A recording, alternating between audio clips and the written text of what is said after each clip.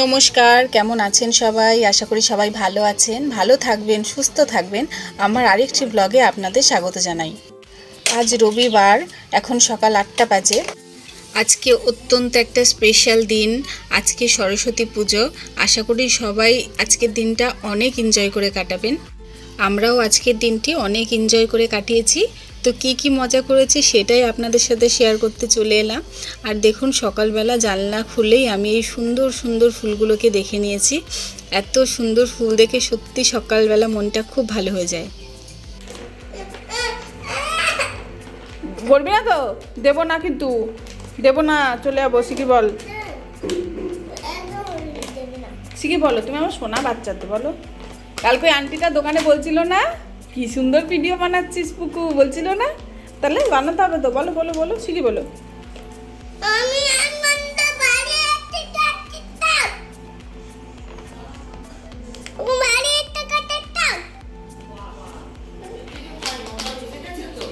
হ্যাঁ,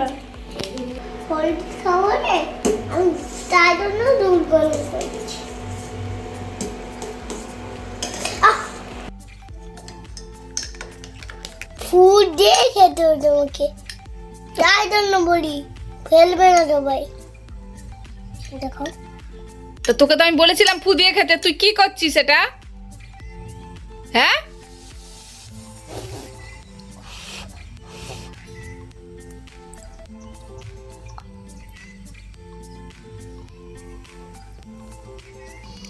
আর স্নান করে আমি সোজা ঢুকে গেছি ঠাকুর ঘরে। আজকে মায়ের পুরনো শাড়িটা ছাড়িয়ে নতুন একটা শাড়ি পরাবো। সরস্বতী পুজো বলে কথা, আমরা সাজবো আর মা সাজবে না, তা কি হয়? মাকে নতুন শাড়ি পরিয়ে কেমন লাগছে সেটা আপনাদের এক্ষুনি দেখাবো। আর মাকে ফুল দিয়ে সাজাতে সাজাতে মনে পড়েছে ছাদে অনেক ফুল ফুটে আছে, তো আবার ছুটে গেলাম ছাদে ফুলগুলো তুলতে। আর কালকে ডাবটা কিনে রেখেছিলাম ঘরটাও পাল্টাবো বলে, তা মামুনি একটা আমের পল্লব এনে দিল। আরও 4টে পল্লব লাগতো, সেগুলো আর সময় মতো জোগাড় করতে পারিনি। তো আমের পল্লবটা দিয়ে মায়ের ঘরটা আজকে আমি বসাচ্ছি। আর আজকে ঠাকুর ঘরে আমার পাক্কা 2 থেকে 2.5 ঘন্টা সময় লেগে গেল। তাহলে ভাবুন, এরপরে বাকি কাজ রান্না বান্না কখন করব আমি? ওদিকে পাড়ায় পুজো হচ্ছে আর পুকু সেখানে গিয়ে ছুটে বেড়াচ্ছে, বারবার ওকে ডাকতে যাচ্ছি।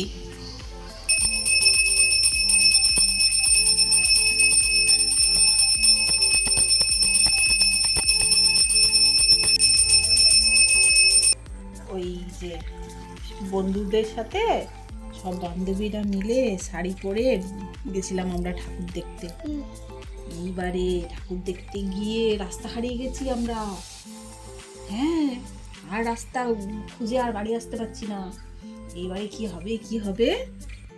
ছোট্টবেলা থেকে এই সরস্বতী পুজোটার উপর আমার একটা আলাদা টান আছে।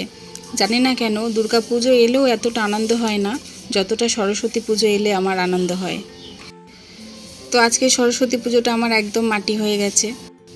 কত কিছু ভেবে রেখেছিলাম, সেগুলো কিছুই হয়নি। আর এখানে এই যে দেখছেন প্যান্ডেলটা হয়েছে, এটা একদমই আমাদের বাড়ির পাশে। এখানেই পুকু সারাদিন ছুটে ছুটে চলে আসছে, তো ওর জন্য আমাকেও আসতে হচ্ছে। রান্না ছেড়ে ছেড়ে বারবার আমি এখানে আসছি। আজকে এত কাজের চাপে আমি শুধুমাত্র 2খানা তরকারি রান্না করতে পেরেছি। সেটা হলো ডিমের তরকারি আর পুকুর মাছের ঝোলটা করেছিলাম, ব্যাস। এইটুকু রান্না করে খেতে খেতে আমার 4টে বেজে গেছে।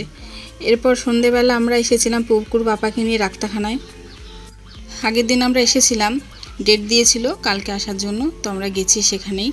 আজকে পুকুর বাপার দাঁতটা তুলবে। আর পাপার এরকম অবস্থা দেখে পুকুর রিয়াকশানটা দেখবেন, কত সান্ত্বনাই না দিচ্ছে পাপাকে।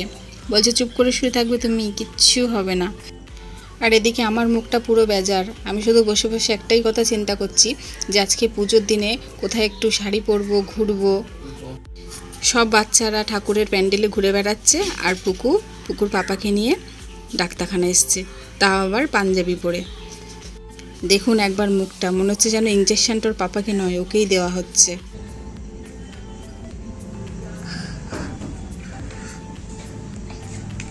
ডাক্তারখানার কাজ মিটিয়ে আমরা গেছিলাম আমার বদ্দির বাড়িতে।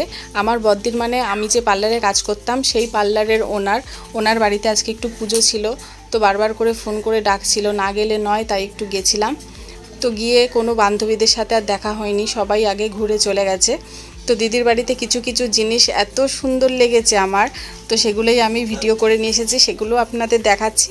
দেখুন, ঢুকতেই এত সুন্দর ফুলগুলো। পুকু তো এখান থেকে বাড়িতে যেতেই চাইছে না।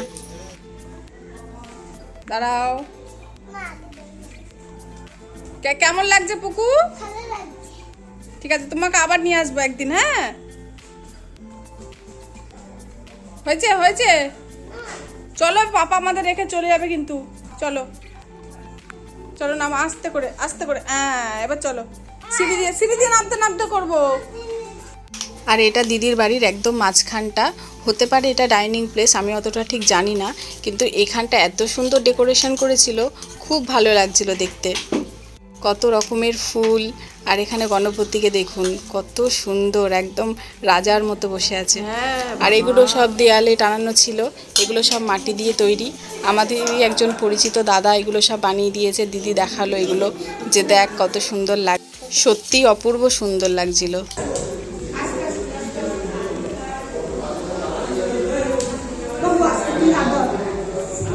এরপর আমরা বাড়ি ফিরে যাচ্ছি, আর এখানে দেখুন অলয়চণ্ডী মায়ের মন্দির, দর্শন করে নিন। আমাদের এখানে বিখ্যাত মন্দির, অনেক বড় পুজো হয় এই মন্দিরে।